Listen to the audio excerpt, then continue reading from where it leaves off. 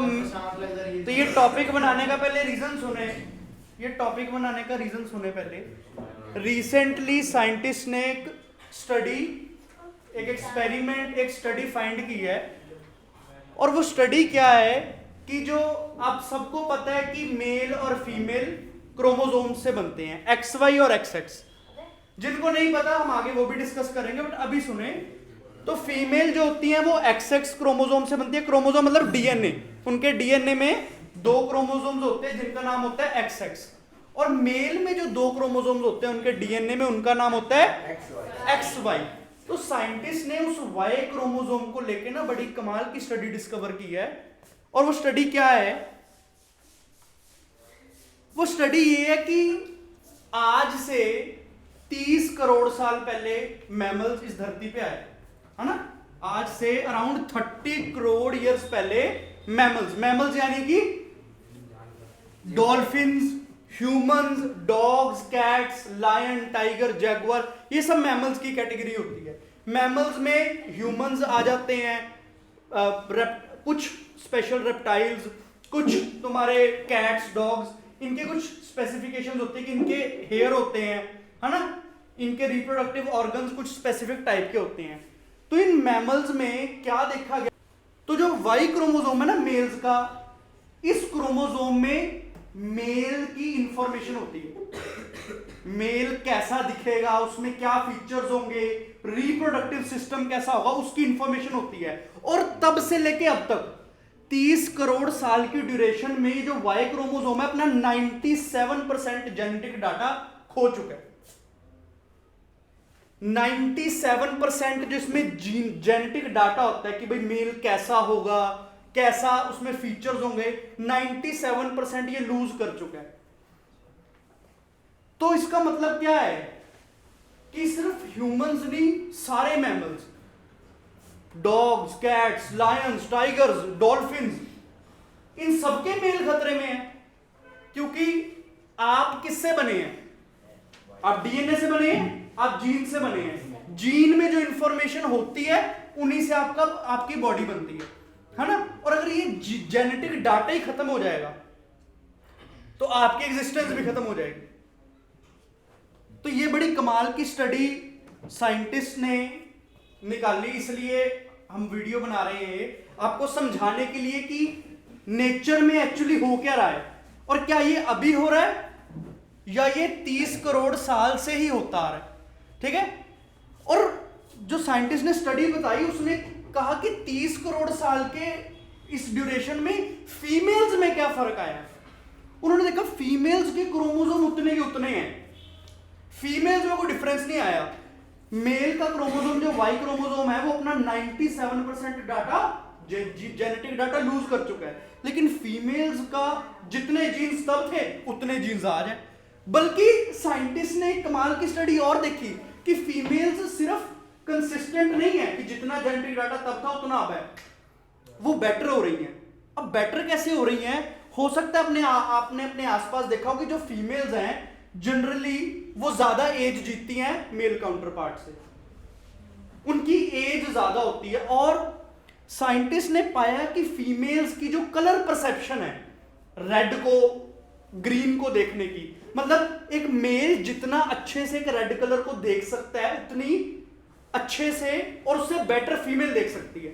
एक मेल जितना अच्छे से ग्रीन कलर को देखता है, फीमेल उससे ज्यादा बेटर तरीके से ग्रीन कलर को देखती हैं। तो उनकी कलर परसेप्शन मेल से बहुत ज्यादा है। और सिर्फ ये 2 क्वालिटीज नहीं, हर चीज। रिसेंटली उनका आईक्यू लेवल्स मेल्स से ज्यादा है। तो ये हो क्या रहा है मदर नेचर में कि हर प्रजाति के क्या मेल्स खतरे में, और ये इसका रीजन क्या है, ये आज हम डिस्कस करने वाले हैं। तो हम स्टार्ट करेंगे आपको बताने से कि रिप्रोडक्टिव मैकेनिज्म जो है ह्यूमंस का, वो सिर्फ ह्यूमंस का है नहीं। जैसा हमने आपको बताया डॉग्स का, कैट्स का, डॉल्फिन्स का, ठीक है जी, जितने भी कैट्स हैं, लायन, टाइगर, इन सबका मैकेनिज्म सेम है, एक्स वाई क्रोमोसोम। ठीक है? तो इन सबके क्या मेल्स खतरे में है, ये हम डिस्कस करेंगे आज। तो पहला क्वेश्चन कि भाई मेल्स को क्यों टारगेट किया जा रहा है, क्या दुश्मनी है मेल्स से, है ना, मदर नेचर की। फीमेल्स तो बेटर हो रही हैं, उनमें नए नए फीचर्स आ रहे हैं, है ना, और मेल्स का जितना जेनेटिक डाटा ऑलरेडी है वो भी खत्म हो रहा है, और किस तरह खत्म हो रहा है वो भी हम डिस्कस करेंगे। ठीक है, अभी तो आपको 97% समझाया है, जब हम आपको समझा दें कि ये चीज हो कैसे रही है, फिर मैं आपको एग्जैक्ट नंबर भी बताऊंगा कि कितना कम हो गया उनका जेनेटिक डाटा। तो हालांकि 10th वाले बच्चों को ये पता होगा, बट आप सबके लिए हम समझा दें, आपकी बॉडी में सेल्स होते हैं, आपकी बॉडी सेल्स से बनी है छोटे छोटे, और आपका सेल कुछ इस तरह का दिखता है, देख रहे हैं सेल?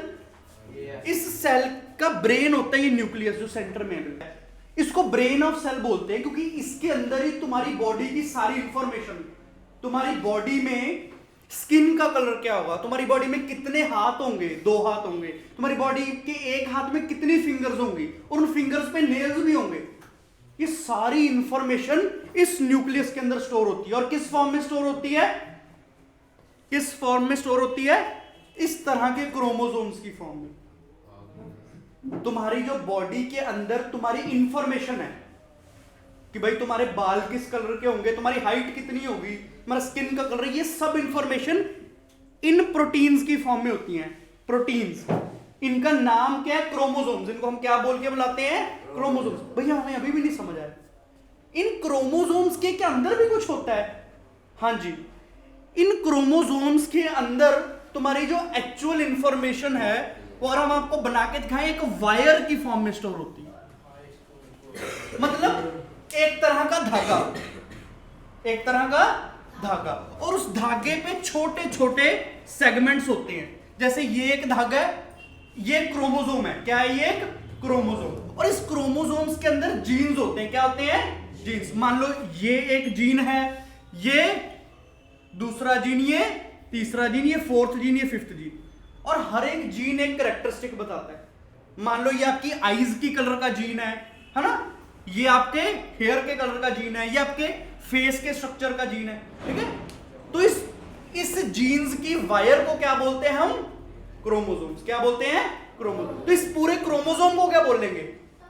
ये आपके फेस के स्ट्रक्चर का क्रोमोसोम है, ये आपके फेस के स्ट्रक्चर का क्रोमोसोम है। क्यों?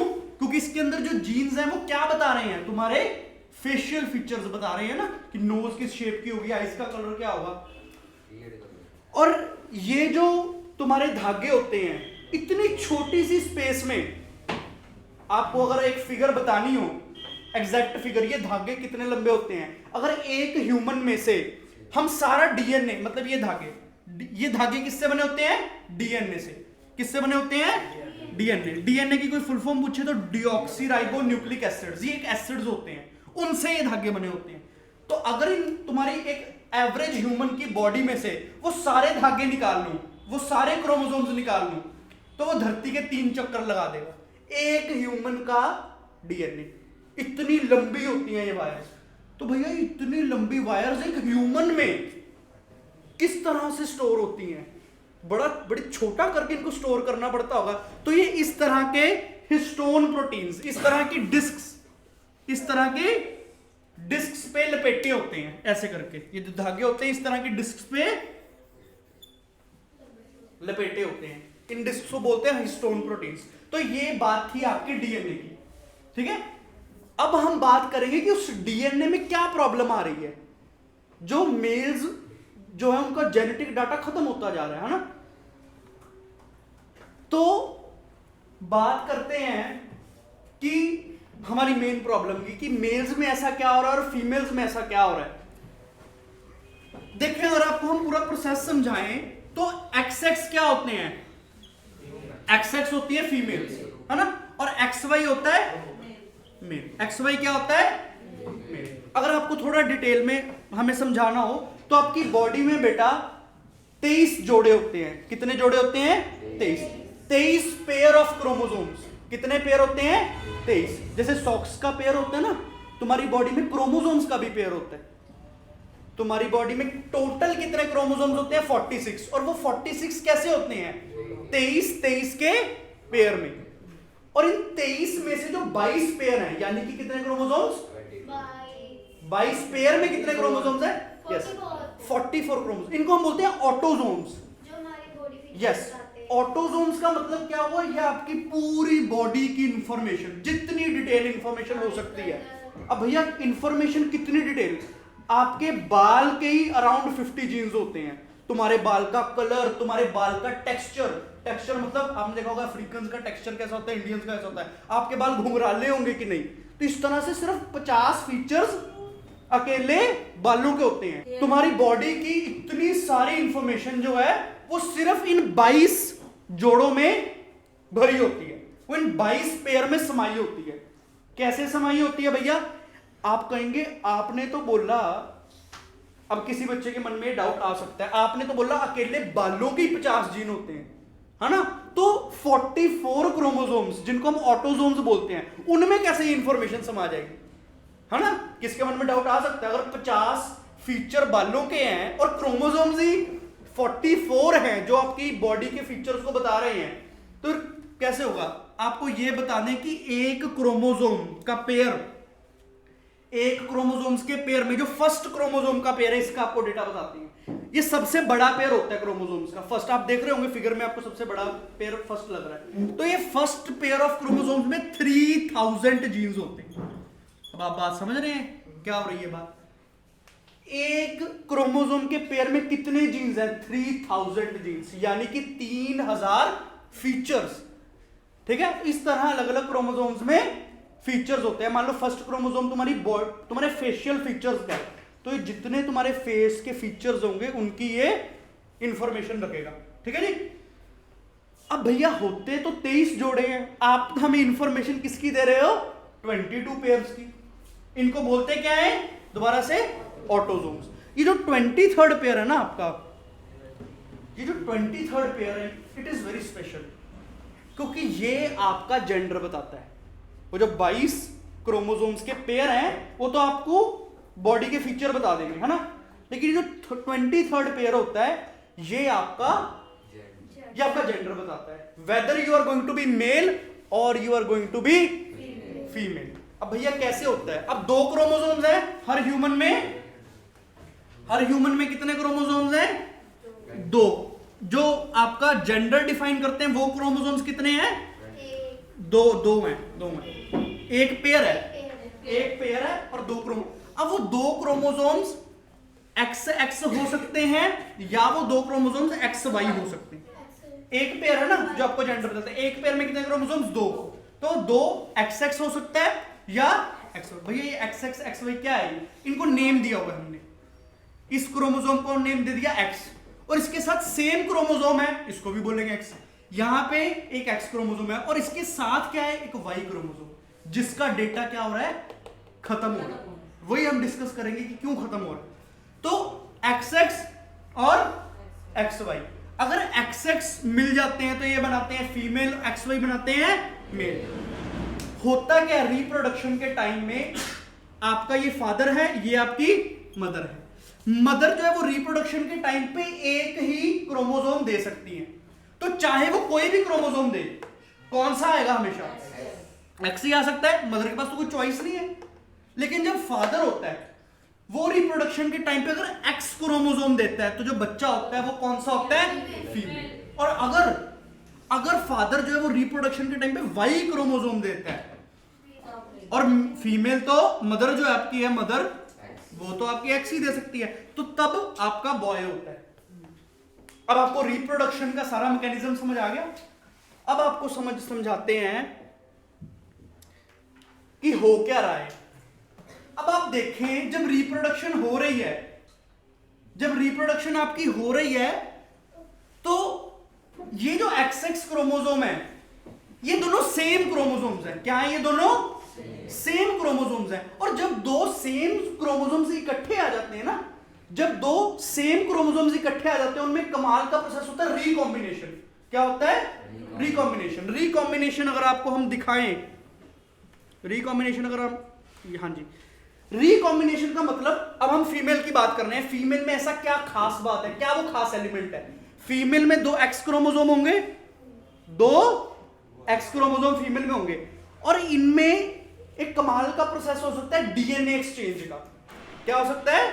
DNA exchange. और ये सब क्रोमोसोम्स में होता है। वो जो हमने बात की ना ऑटोजोम्स की, जो 22 पेयर है, 22 जोड़े, उन सब में डीएनए एक्सचेंज होता है, उसको बोलते हैं रिकॉम्बिनेशन। भैया ये होता क्या है, ये नहीं समझ आएगा। जब XX 2 क्रोमोसोम्स एक साथ आ गए, इस X के जो डिफेक्ट्स हैं रिप्रोडक्शन के टाइम में हो क्या रहा है, तुम्हारी बॉडी के जीन्स है उनकी कॉपी बन रही है, और वो कॉपी तुम्हारे बच्चे में जा रही है। अगर देसी भाषा में बोले तो रिप्रोडक्शन के टाइम में तुम्हारे डीएनए की कॉपी जो है वो तुम्हारे बच्चे में जा रही है, तुम्हारे ऑफस्प्रिंग में जा रही है। अब जब देखो जो रिप्रोडक्शन है और वो जो कॉपी बनेगी, एक बायोलॉजिकल प्रोसेस है, फोटोकॉपी तो है नहीं कि हमने पेज डाला और एग्जैक्ट जो इंफॉर्मेशन थी वो आ गई। तो रिप्रोडक्शन के टाइम पे कुछ एरर्स आ जाते हैं, कुछ गड़बड़ हो जाती है कॉपिंग में, और होती है। कभी भी जो आपकी रिप्रोडक्शन के टाइम पे कॉपी हो रही है वो एग्जैक्ट तो होती नहीं। तो वो जो गड़बड़ है, उस गड़बड़ को इस प्रोसेस से ठीक किया जा सकता है। अब आप देख रहे हैं ये XX है मदर, है ना, तो इस वाले X में जो भी गड़बड़ है वो इस वाले X से अलग हो गई। ये X में जो गड़बड़ है वो इस वाले X से अलग होगी, और ये जो आपस में ना रीशफलिंग कर लेते हैं अपने कुछ पार्ट्स की। जैसे मैंने फिगर में दिखाया है, ये आप देख रहे हैं 2 X क्रोमोसोम है, इन्होंने अपना एक छोटा सा हिस्सा रीशफल कर लिया, आप देख रहे हैं। तो इस तरह से हर क्रोमोसोम करता है, ये जो सेम होते हैं। वो जो हमने 22 पेयर आपको बताए हैं, ये जो हमने आपको 22 पेयर बताए हैं, ये सब रिकॉम्बिनेशन करते हैं। क्यों करते हैं? ताकि अच्छे फीचर्स आ सकें। इस X क्रोमोसोम में जो रिप्रोडक्शन के टाइम पे डिफेक्ट आ गया है, उसको हम दूसरे X से रिप्लेस कर लें, और उसमें जो डिफेक्ट है उसको हम अपना, ठीक है। बट अब दिक्कत क्या है? अच्छा, रिकॉम्बिनेशन एवरीबॉडी क्लियर? रिकॉम्बिनेशन हो क्या रहा है? शफलिंग हो रही है जीन्स की, है ना। अब प्रॉब्लम क्या है, ये जो आपका Y और X है, ये तो दो अलग चीजें हैं। अगर देखो ये तो XX है, ये जब एक साथ आएंगे तो क्या कर लेंगे? रीशफलिंग। बट XY जो है ये तो रीशफल नहीं ना कर सकते, क्योंकि ये दो अलग क्रोमोसोम है। बात समझ रहे हैं कि नहीं? ये जो XY है they can not do recombination, और इसके कारण इस Y में जो डिफेक्ट हैं वो डिफेक्ट रह जाते हैं। ये तो नहीं ना अपने आप को एक तरह से सॉफ्टवेयर अपडेट बोल दो इसको, ये X जो है वो अपने आप का सॉफ्टवेयर अपडेट कर लेते हैं। बट ये जो Y है वो जैसा है वैसे ही रह जाता है। तुम्हारे ग्रैंडफादर का जो Y क्रोमोसोम था वो एज इट इज तुम्हारे फादर में आ गया, उसमें कोई रिकॉम्बिनेशन हो नहीं पाया। मैंने आपको बताया क्यों नहीं हो पाया, क्योंकि XY लड़कों में रिकॉम्बिनेशन तो नहीं हो सकता। और ग्रैंडफादर से फादर में जब ये Y आया, रिप्रोडक्शन के टाइम पे इस Y क्रोमोसोम को कॉपी करने में कुछ एरर आ गए होंगे, कुछ गड़बड़ आ गई। जो गड़बड़ आई वो गड़बड़ वैसी रहेगी, जो प्रॉब्लम कॉपिंग में आई वो वैसी रहेगी। जब फादर से आप हुए तो फिर उस Y क्रोमोसोम में कॉपी होते वक्त कुछ एरर्स आए और वो एरर्स वैसी रह गए। तो इसको सॉल्व करने के लिए Y क्रोमोसोम करता क्या है? Y क्रोमोसोम इस दिक्कत को सॉल्व करने के लिए क्या करता है? मान लो ये Y क्रोमोसोम है आपका, इसका ये जो पार्ट है वो डैमेज हो गया। इस Y क्रोमोसोम का ये पार्ट जो है वो डैमेज हो गया, तो ये क्या करेगा? इसको सिंपली रिप्लेस कर देगा, सिंपली निकाल देगा। इसका कर तो नहीं ना पूछ सकते। उसके बाद ये पार्ट डैमेज हो गया, ये पार्ट डैमेज हो गया, तो आप देख रहे हैं इसका साइज क्या होता जा रहा है? स्मॉल होता जा रहा है, क्योंकि क्या कर रही है? अपना अपडेट तो नहीं कर सकता अपने आप को रिकॉम्बिनेशन से। तो ये सिर्फ जो खराब हो चुके हैं पार्ट एरर में, या जो जेनेटिक कोड करप्ट हो चुका है, उसको सिंपली डिलीट कर देता है। इसलिए चूंकि तुम्हारे ग्रैंडफादर से फादर में, फादर से तुम में Y क्रोमोसोम वैसा का वैसा है, उसमें कोई रिकॉम्बिनेशन नहीं हुआ, इसलिए आपकी पैट्रियार्कल लीनिएज निकालना इजी होता है। मतलब आपका फादर ढूंढना, ग्रैंडफादर ढूंढना, उनके फादर, जो डीएनए टेस्ट होता है पैट्रियार्कल जो होता है, मतलब तुम्हारे फादर ग्रैंडफादर की लीनिएज, ये निकालना इजी क्यों होता है? क्योंकि उसमें कुछ चेंज नहीं आया। जो आप में Y है वही आपके फादर में था, वही आपके ग्रैंडफादर में था, है ना। लेकिन फीमेल्स में क्या हो रहा है? वो जो XR है, अब ये देखें जो फीमेल बनी है, इसमें कमाल की क्वालिटी क्या है? जो मदर का X था वो आ गया, जो फादर का X था वो आ गया। अब इन दोनों में, फादर के X में और मदर के X में अलग अलग प्रॉब्लम्स होंगी, है ना, और इनमें अलग अलग क्वालिटीज भी होंगी। इस फादर के एक्स में, ये जो फादर का एक्स और मदर के एक्स में, इन दोनों में अलग क्वालिटीज होंगी। तो देखें भाई क्या हो रहा है, फादर के एक्स में और मदर के एक्स में जो जो प्रॉब्लम्स थी वो यहां पे रिकॉम्बिनेशन से सही हो जाएंगी। वो जो फीमेल निकलेगी वो बेटर निकलेगी, है ना, अपने मदर से भी अपने फादर से भी। बट जो मेल होगा वो वैसा का वैसा डिफेक्टेड वाई लेके आ गया और उसको अपडेट भी नहीं कर सकता। तो इसलिए ये आपका जो ये फिगर मैंने दिखाई है, आपका पेरेंटल जो आपका पैट्रियार्कल डीएनए, मतलब आपके फादर ग्रैंडफादर, वो निकालना बड़ा इजी होता है क्योंकि आपका वाई क्रोमोसोम तो चेंज होता नहीं है। अच्छा, आपको एक्स वाई सिस्टम के बारे में हमने बता दिया कि भाई काफी सारे ऑर्गेनिजम्स हैं जो हमारे ही तरह का रिप्रोडक्शन करते हैं, है ना। एक नेचर में एक और तरह का सिस्टम है ZW सिस्टम, मतलब उसमें क्रोमोसोम्स एक्स वाई नहीं होते, उसमें क्रोमोसोम्स होते हैं ZW। और ये जो तरीका है ये कौन यूज करते हैं रिप्रोडक्शन का, बर्ड्स और रेप्टाइल्स। ज्यादातर बर्ड्स और रेप्टाइल्स में ये ZW सिस्टम होता है। और ये सिस्टम होता क्या है, इस सिस्टम में जैसे ह्यूमंस में और जितने भी मैमल्स हैं उनमें कौन डिसाइड करता है कि बच्चा कौन सा होगा, मेल है, फादर डिसाइड करता है, क्योंकि फादर जो क्रोमोसोम देगा बच्चा वैसा होगा। बट ZW के केस में, रेप्टाइल्स और बर्ड्स के केस में मदर डिसाइड करती है। इसमें रिवर्स होता है। इसमें क्या होता है, जो मदर होती है तुम्हारी, मदर होती है आपकी ZW, मदर होती है ZW और फादर होता है ZZ। तो इसमें क्या हो रहा है कि मदर डिसाइड करेगी आने वाला ऑफस्प्रिंग जो है वो मेल होगा कि फीमेल। अगर तो मदर ने Z दे दिया, फादर तो Z ही दे सकता है ना, तो मदर ने भी Z दे दिया तो इनका होगा क्या, मेल होगा, ZZ मेल होता है, ठीक है। और अगर W दे दिया मदर ने तो यहां पे इस सिस्टम में मदर डिसाइड करती है, मदर की लीनिएज फॉलो होती है। जैसे यहां पे फादर की लीनिएज फॉलो होती है, वहां पे मदर की। साइंटिस्ट ने, मैं आपको ZW क्यों बता रहा हूं, क्योंकि साइंटिस्ट ने कहा कि यार ये जो नेचर में प्रॉब्लम है, जब से मैमल्स बने तो तब की प्रॉब्लम है, क्या ये प्रॉब्लम बाकियों में भी है। तो साइंटिस्ट ने देखा, ये नीचे मैंने रिसर्च वो लगाई हुई है, तो साइंटिस्ट ने देखा एज इट इज काम हो रहा है। जैसे हमारे में क्या है, हमारे में वाई क्रोमोसोम जो है, वाई क्रोमोसोम उसका साइज डिक्रीज हो रहा है, वो करप्ट हो रहा है वाई क्रोमोसोम,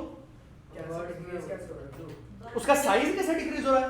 अच्छा, रोहित पूछ रहे हैं वाई क्रोमोसोम का साइज कैसे डिक्रीज हो रहा है। हमने आपको बताया जब भी रिप्रोडक्शन होगी तो उस क्रोमोसोम में कुछ एरर आ जाएगा गड़बड़, तो वाई क्रोमोसोम अपने आप को अपडेट नहीं कर पाएगा, तो उसको सिंपली डिलीट कर दे, तो उसका साइज छोटा हो गया। अब वही बताएंगे, पूरी क्लास, पूरी रिसर्च लेके आए हम आपके सामने।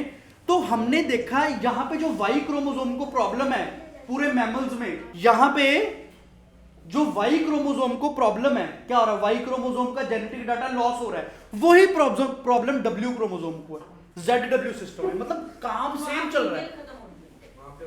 ZW सिस्टम में वहां पे फीमेल्स का करप्ट हो रहा है, W जो है, जैसे हमारा Y हो रहा है वहां पे W जो है वो करप्ट होता जा रहा है, वही सिस्टम। क्योंकि ZW देखो यहाँ पे फीमेल जो है ये अपना अपडेशन नहीं कर सकती, ये रिकॉम्बिनेशन नहीं कर सकती।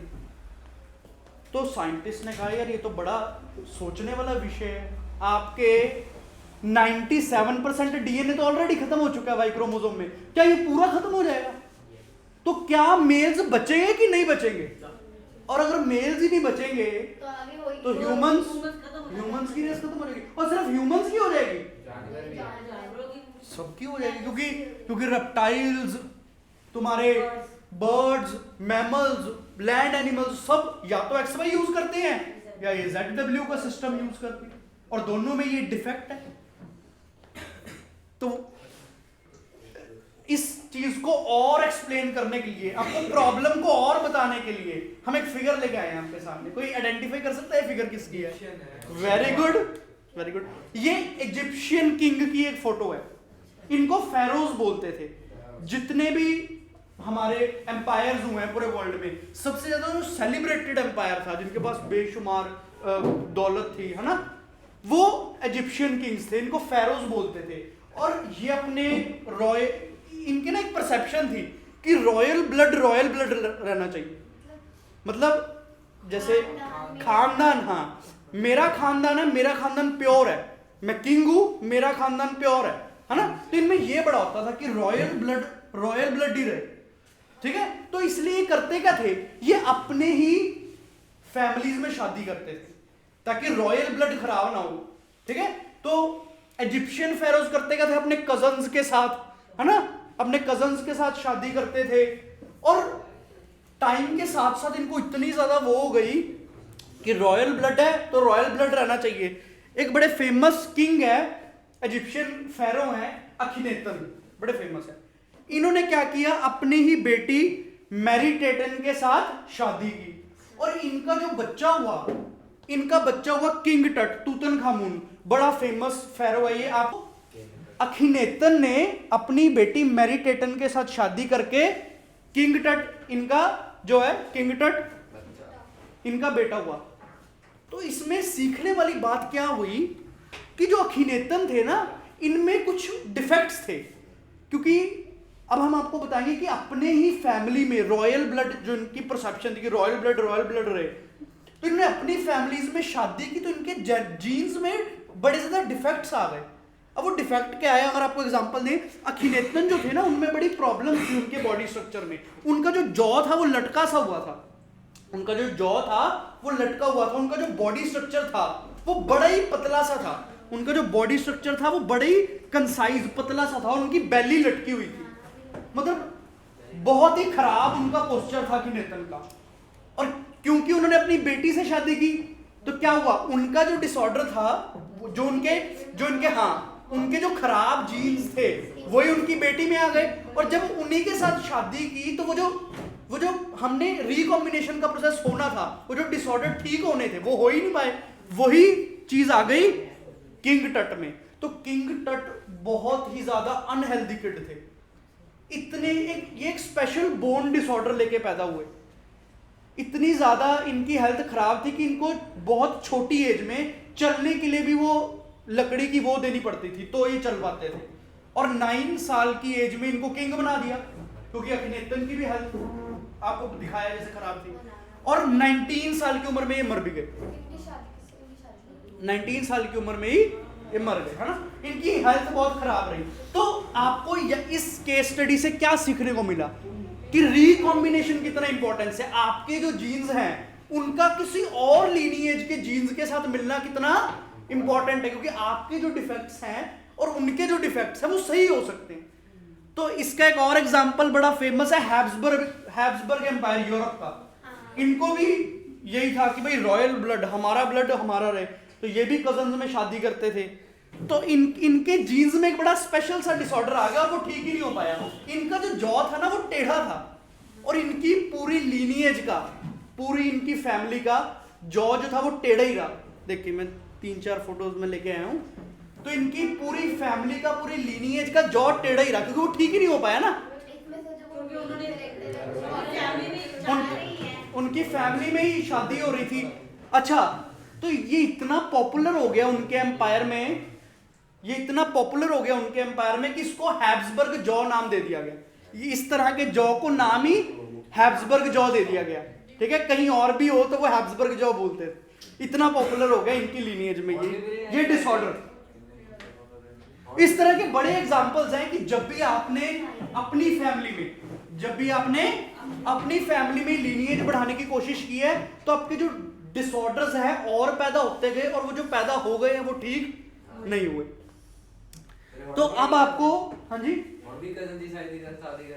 एक और एग्जांपल अगर आप पूछ रहे हैं, इंडिया में पारसीज जब आए थे ना, हाँ, तो वो भी, उनमें भी यही था कि हमारे ही जैसे पारसीज में शादी करें। मुस्लिम में भी तो होता है, मुस्लिम भी करते हैं। पारसीज जब इंडिया में आए थे उनमें भी ये बड़ा था कि पारसीज से शादी करें, तो उनमें भी बड़े ज्यादा, हाँ, उनकी फेस स्ट्रक्चर में बड़े ज्यादा वो डिसऑर्डर आ गए, ठीक है।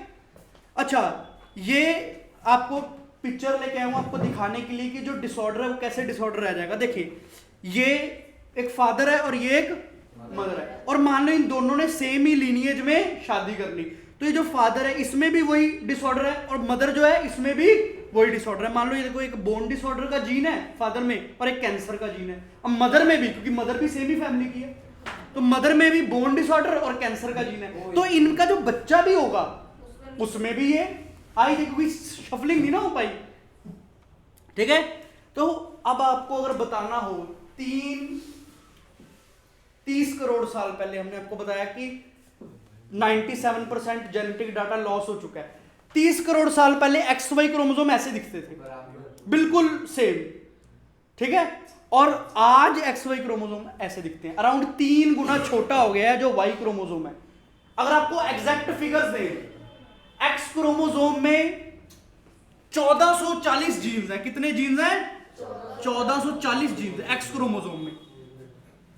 X क्रोमोसोम के अंदर 1440 जीन्स हैं अराउंड, और मेल क्रोमोसोम्स के अंदर खत्म हो के सिर्फ 45 जीन्स रह गए हैं।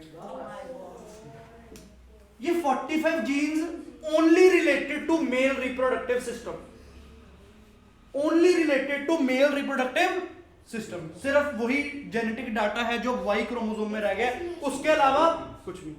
सॉल्यूशन के बारे में भी डिस्कस करना इंपॉर्टेंट है, वो भी बात करेंगे, ठीक है।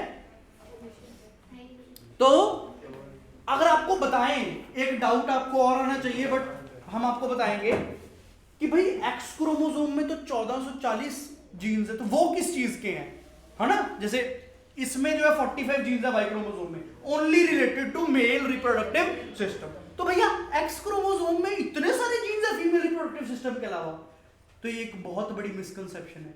X क्रोमोसोम एक जेंडर डिटरमाइनिंग क्रोमोसोम नहीं है, ये एक जनरल क्रोमोसोम है। जनरल क्रोमोसोम का मतलब ये सिर्फ आपके रिप्रोडक्टिव ऑर्गन्स नहीं बताता। आपको अगर बताएं तो जब एक न्यूबॉर्न बेबी पैदा होता है तो फीमेल ही डिफॉल्ट सेटिंग होती है। मतलब जब मेल भी बनता है, मेल बेबी भी बनता है तो फीमेल ही बनता है वो। और जैसे जैसे वो ग्रो हो रहा होता है, ये जो Y क्रोमोसोम है ये ट्रिगर कर देता है मेल रिप्रोडक्टिव ऑर्गन्स को, तो वो बन जाते हैं। बात समझ रहे हैं आप? तो डिफॉल्ट सेटिंग तुम्हारे नेचर में फीमेल्स की है कि भाई जो एक मेल और फीमेल दोनों बच्चे एक फीमेल की तरह बड़ा होता है एम्ब्रियो से, और जैसे वो बड़ा हो रहा होता है जो Y क्रोमोसोम है ट्रिगर करता है तो मेल रिप्रोडक्टिव ऑर्गन्स बन जाते हैं, ठीक है। तो जो X क्रोमोसोम है ये सिर्फ रिप्रोडक्टिव सिस्टम नहीं है, इसके अंदर जैसे मैंने आपको बताया इस X क्रोमोसोम के अंदर बहुत सारे एडिशनल फीचर्स हैं। जैसे मैंने आपको बताया कि वो अच्छा कलर परसेप्शन है लड़कियों का, है ना, उनका हेल्थ बड़ा ज्यादा अच्छा है, वो ज्यादा एज जीती है मेल से, ठीक है। तो अब इसकी बात भैया आपने इतना कुछ बताया तो क्या सच में मेल्स एक्सटिंक्ट हो जाएंगे? तो साइंटिस्ट ने तो हमें बड़े उसमें डाल दिया, है ना। तो भैया अब इसका सोल्यूशन क्या है? क्या कि Y खत्म होता होता खत्म हो जाएगा क्या Y? और अगर खत्म हो गए तो मेल्स कैसे बनेंगे? तो साइंटिस्ट ने रिसेंटली एक और स्टडी फाइंड की है। एक दो प्रजातियां हैं यूरोप के स्पिनी रैट्स, जापान के स्पिनी रैट्स और यूरोप के मोल वुल्स, ये दो चूहों की प्रजाति है। इसमें एक बड़ा कमाल का सिस्टम हो गया। इनके एवोल्यूशन के साथ साथ क्या हुआ, इनमें मेल्स और फीमेल्स दोनों में ही XX क्रोमोसोम है, Y है ही नहीं, दोनों में ही। मतलब मेल भी X क्रोमोसोम है, फीमेल भी X। तो भैया मेल और फीमेल कौन बताएगा? तो इनमें क्या हुआ, टाइम के साथ साथ ये जो X के साथ Y होता है या X के साथ X होता है, ये जो एडिशनल इंफॉर्मेशन है ये बाकी जीन्स में ट्रांसफर हो गई है। ये जो X के साथ X होता है तो फीमेल, X के साथ Y होता है तो मेल, ये जो दूसरे क्रोमोसोम की इंफॉर्मेशन है Y क्रोमोसोम्स की, ये इंफॉर्मेशन जो है दूसरे जीन्स में ट्रांसफर हो गई है, ठीक है। तो इस तरह से थैंक यू सो मच। इसका सोल्यूशन जो है साइंटिस्ट दो भाग में डिवाइडेड है। एक को लगता है कि Y क्रोमोसोम जो है अपने जो मेजर जीन्स हैं जो बता रहे हैं कि ये मेल है, रिप्रोडक्टिव ऑर्गन्स के जो जीन है वो खत्म होने नहीं देगा। और दूसरी टाइप साइंटिस्ट को लगता है कि इन रैट्स की तरह जैसे इनमें एवोल्यूशन आ गया, Y क्रोमोसोम खत्म हो गया, उनकी इंफॉर्मेशन बट गई है बाकी क्रोमोसोम में, इस तरह ह्यूमंस में भी हो जाएगा। Y क्रोमोसोम की जो इंफॉर्मेशन है वो बाकियों में बढ़ जाएगी। या एक नया तरह का ही मेल का कंसेप्ट आ जाए, है ना। जैसे हम अब आप मेल को देखते हैं कि मैस्कुलाइन है ना, दाढ़ी है, हो सकता है कि नया कंसेप्ट एवोल्यूशन में आ जाए। तो थैंक यू सो मच।